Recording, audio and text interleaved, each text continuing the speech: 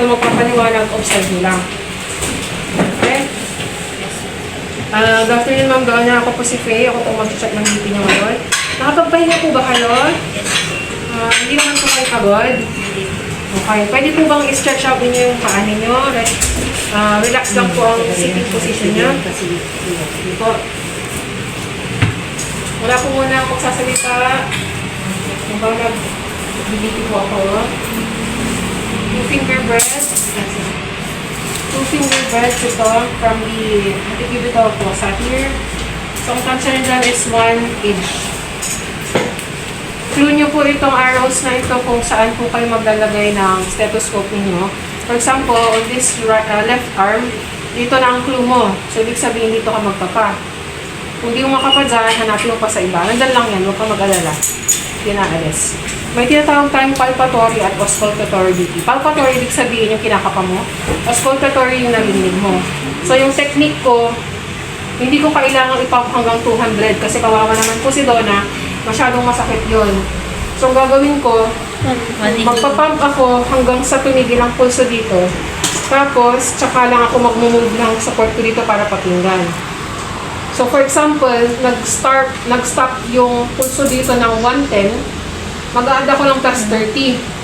So, plus 30 is 140. Pero mag-add pa ako ng hanggang sa 150 para may time pa akong mag-move ng fingers ko para mag-release ng valve. Kasi by that technique alone, hindi ko na kailangang mag-pump hanggang 200 kasi kawawa naman si Donna, masakit kayong maitik, di ba? So, papakita ko na sa inyo. Ma'am, huwag niyo lang po kayo mag-cross ng legs. Relax lang po kayo, bawal pong mag-marites, bawal pong galaw ng galaw. Check mo po ang step nyo. Face nyo. Start na ako. Halak.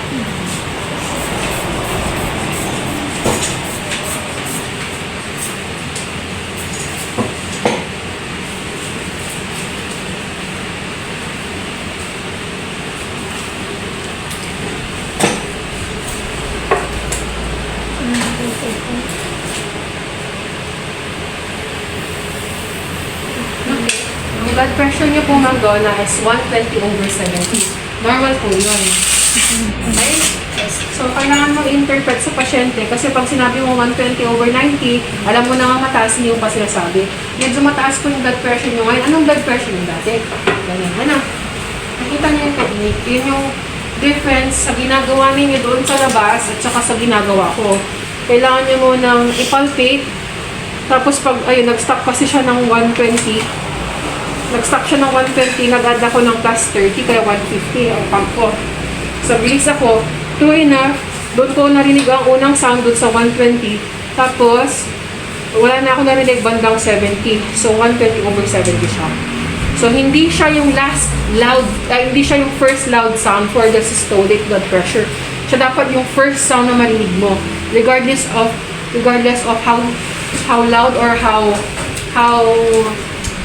loud or how soft it is.